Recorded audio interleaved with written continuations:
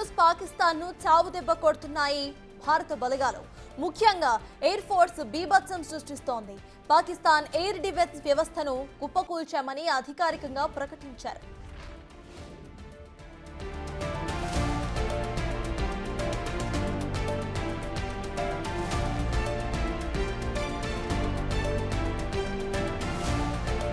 పాకిస్తాన్ ను చావుదెబ్బ కొడుతున్నాయి భారత బలగాలు. ముఖ్యంగా ఎయిర్ ఫోర్స్ బీభత్సం సృష్టిస్తోంది. పాకిస్తాన్ ఎయిర్ డిఫెన్స్ వ్యవస్థను కుప్పకూల్చామని అధికారికంగా ప్రకటించారు.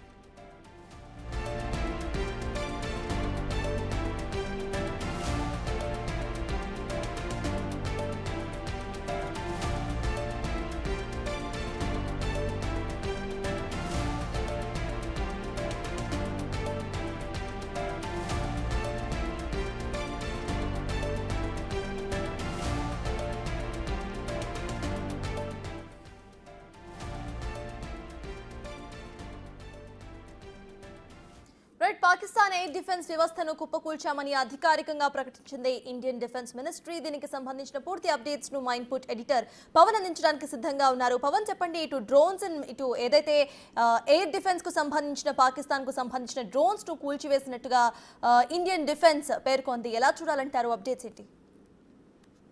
పాకిస్తాన్ మరోసారి తన దొంగ బుద్ధిని బయటపెట్టుకుంది. గత అర్ధరాత్రి సమయంలో భారతదేశంలోని సరిహద్దు రాష్ట్రాలలో ఉన్న మిలిటరీ బేసులపైన దాడికి ప్రయత్నించింది. అటు అవంతిపుర, శ్రీనగర్, జమ్మూ, పఠాన్కోట్, అమృత్సర్, కపుర్తలా, జలంధర్, లుధియానా, అదంపూర్, బఠిండా, చండీగఢ్,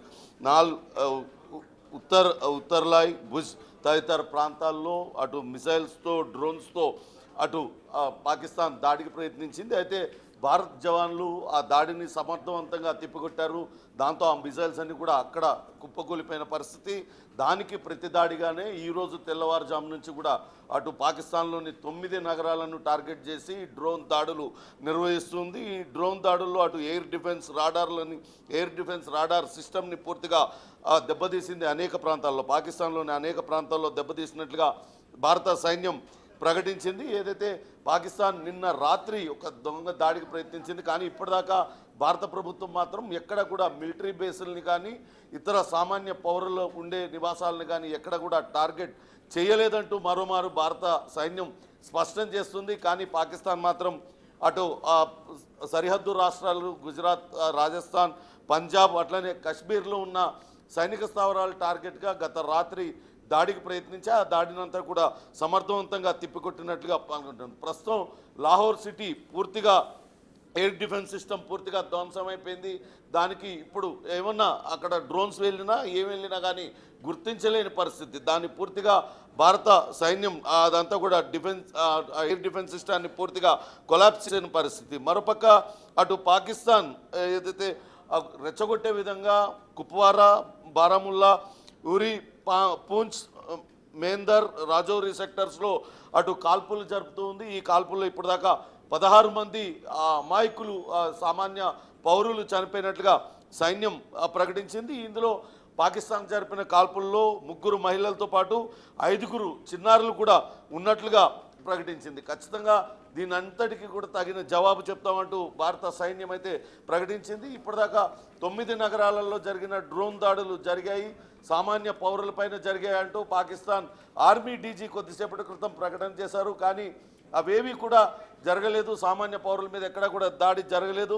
నిన్నేదైతే పాకిస్తాన్ అర్ధరాత్రి సమయంలో భారత్కు సంబంధించి సైనిక స్థావరాలను, వైమానిక స్థావరాలను టార్గెట్ చేసి దాడులకు ప్రయత్నించిందో ఆ దాడుల్ని తిప్పికొట్టే విధంగా భారత సైన్యం ధీటైన జవాబు చెప్పింది. దాంతో అటు ఏదైతే అటాక్ చేయడానికి వచ్చిన ఫైటర్ జెట్లు కావచ్చు, ఇతరత్ర మిసైల్స్ అన్నింటినీ కూడా కుప్పకూల్చివేసింది భారత్. ప్రస్తుతం ఆ శకలాలన్నీ కూడా భారత్ భూభాగంలోనే వాటిలన్నింటినీ కూడా సేకరించి పెడుతున్నారు. ఎందుకంటే ఇవన్నీ కూడా పాకిస్తాన్వేనని అంతర్జాతీయ సమాజం ముందుంచి సాక్ష్యాలుగా వీటిని చూపించేందుకు వాటిలన్నింటినీ కూడా సేకరిస్తూ ఉన్నారు. ఖచ్చితంగా రాబోయే రోజుల్లో ఖచ్చితంగా పాకిస్తాన్కి బుద్ధి చెప్తామంటూ భారత సైన్యం ఒక ప్రకటన అయితే విడుదల చేసింది. అందులో ఆపరేషన్ సింధూర్ కొనసాగుతుందంటూ కూడా మరోసారి ప్రకటించింది. సర్తాజ్. అయితే పవన్, ప్రెజెంట్ మనము ఇండియన్ డిఫెన్స్ మినిస్ట్రీ రిలీజ్ చేసిన లెటర్ని కూడా చూస్తున్నాము. అయితే పాకిస్తాన్ ఇటు సీజ్ ఫైర్ ఉన్నా కూడా ఎల్ఓసి మీద అమాయకుల మీద ఫైరింగ్ చేయటం నిన్న మనం చూసాము. అట్ ద సేమ్ టైం ఇంకా ఆపరేషన్ సింధూర్ కూడా కొనసాగుతుంది అంటూ ఇండియన్ డిఫెన్స్ చెప్పడం కూడా మనం వింటున్నాం. అసలు ఈ వార్, ఈ రెండు దేశాల మధ్య జరుగుతున్న ఈ వార్ ఏదైతే ఉందో ఇది ఎప్పటి వరకు సాగే అవకాశం ఉందనుకోవాలి? ఎటువంటి టర్న్స్ తీసుకుంటుంది అనుకోవాలి? ఖచ్చితంగా అటు పహల్గాం దాడి ఘటన తర్వాత భారత ప్రభుత్వం ఖచ్చితంగా ప్రతి దాడి చేస్తుందన్న ఉద్దేశంతోనే పాకిస్తాన్ కల్లుబొల్లి కబుర్లు మొదలుపెట్టింది. అదే సీజ్ ఫైర్ నిబంధనలు ఉల్లంఘించి అటు సరిహద్దుల వెంబడి కాల్పులు జరుపుతూ భారత ప్రభుత్వం ఏదో చేసేస్తుంది, తమ డ్యామ్లను నాశనం చేస్తుంది, ఇటువంటివన్నీ కూడా అసత్య ప్రచారాలకు తెరలేపింది. కానీ భారత ప్రభుత్వం చాలా ఓపికగా 13 రోజుల పాటు వేచి చూసింది. మొన్న అర్ధరాత్రి సమయంలో ఒక్కసారిగా 9 ప్రాంతాల్లో దాడులు చేసి ఉగ్రవాద శిబిరాలన్నింటినీ కూడా ఏరివేసిన పరిస్థితి. మొత్తం 100 మంది ఉగ్రవాదులను ఏరేసింది. కానీ పాకిస్తాన్ మాత్రం తన దొంగ బుద్ధిని మార్చుకోలేదు.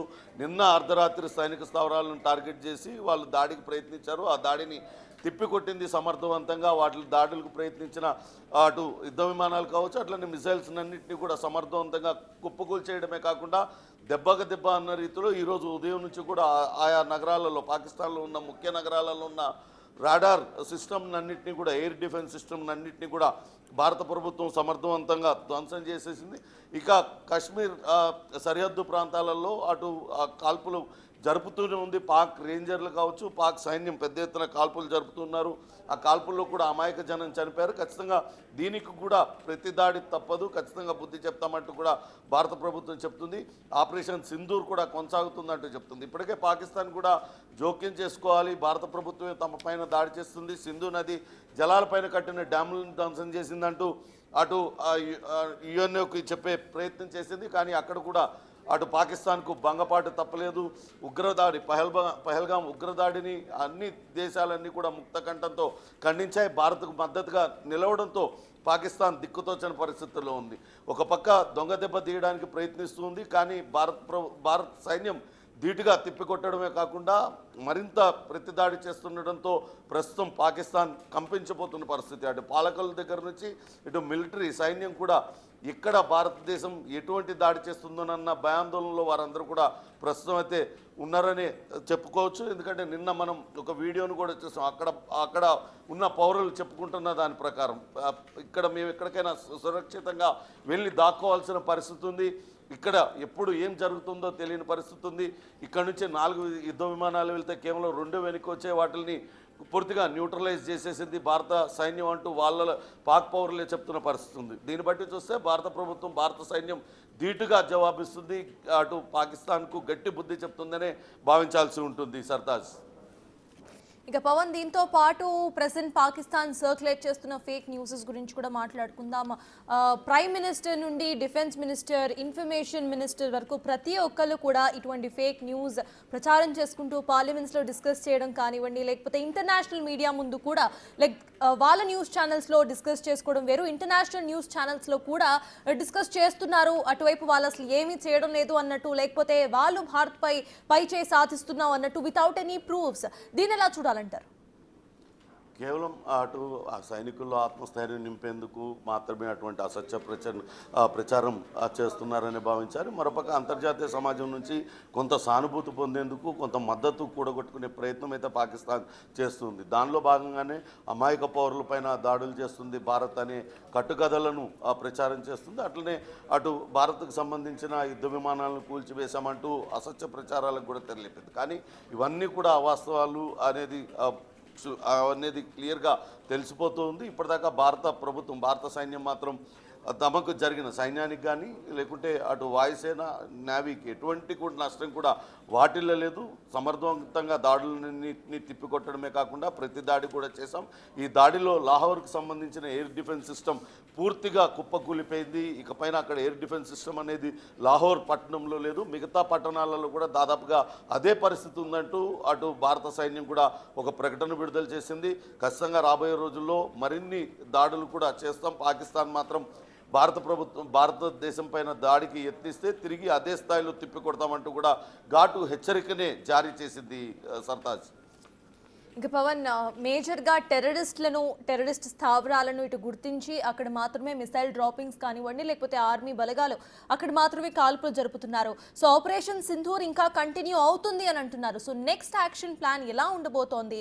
ఇటు టెర్రరిస్ట్ చాలా మంది ఇటు పాకిస్తాన్లో తలదాచుకుంటున్న వైనా మనం ఆల్రెడీ చూసాము, బహిర్గతం అయింది కూడా. టెర్రరిస్టులు చనిపోయిన తర్వాత అక్కడ army officers, Pakistani army officers వచ్చి ఏడుస్తూ ఉండే విజువల్స్ కూడా ఇంటర్నేషనల్లీ వైరల్ అవుతున్నాయి. సో దీనికి సంబంధించిన అప్డేట్స్ ఏంటి?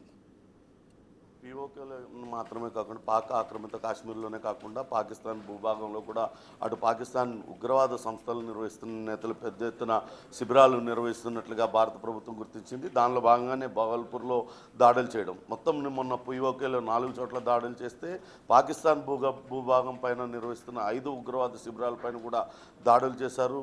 మొత్తంగా ఉగ్రవాద నిర్మూలనే ధ్యేయంగా ఈ దాడులన్నీ కూడా కొనసాగుతున్న పరిస్థితి. అయితే నిన్న రాత్రి అటు భారత భూభాగంలోని సైనిక స్థావరాలను, వైమానిక స్థావరాలను టార్గెట్గా చేసుకొని పాకిస్తాన్ దాడికి యత్నం చేసింది. కానీ అటు దానికి భిన్నంగా పాకిస్తాన్ తన వాదనను వినిపిస్తూ ఉంది. భారత ప్రభుత్వమే కావాలని పౌరులపైన యుద్ధం చేస్తుంది, పౌరులని చంపేస్తుందంటూ అంతర్జాతీయ సమాజం సానుభూతి పొందేందుకు ప్రయత్నిస్తుంది. కానీ సైన్యం చాలా క్లియర్గా ప్రకటించింది, ఎక్కడ కూడా అటు సైనిక స్థావరాల మీద తాము ఎక్కడ కూడా దాడి చేయలేదు, కేవలం ఉగ్రవాద శిబిరాలే లక్ష్యంగా దాడి చేశామంటూ ఇప్పటికే ప్రకటించారు. నిన్న సైనిక స్థావరాలపైన దాడికి చేయడానికి ప్రయత్నించడానికి ప్రతిదాడిగానే ఈరోజు 9 నగరాలలో డ్రోన్ దాడులు నిర్వహించారు. అక్కడున్న ఎయిర్ డిఫెన్స్ సిస్టాన్ని మొత్తాన్ని కూడా కొలాప్స్ చేసిన పరిస్థితి అయితే కనపడుతుంది. రానున్న రోజుల్లో మరింత ధీటుగా సమాధానం చెప్తామంటూ కూడా ఇప్పటికే భారత సైన్యం ప్రకటించింది. ఖచ్చితంగా దెబ్బకు దెబ్బ తీస్తామంటూ కూడా హెచ్చరికలు జారీ చేస్తుంది. Sartaj. Right, thank you Pavan. So yes, మొత్తానికి ఇటు పాకిస్తాన్ను చావు దెబ్బ కొడుతోంది భారత్. ముఖ్యంగా ఎయిర్ ఫోర్స్ బీభత్సం సృష్టిస్తోంది. పాకిస్తాన్కు సంబంధించిన ఎయిర్ డిఫెన్స్ వ్యవస్థను, డ్రోన్స్ అండ్ మిసైల్స్ను కుప్పకూల్చినట్టుగా అధికారికంగా ప్రకటించింది ఇండియన్ డిఫెన్స్ మినిస్ట్రీ.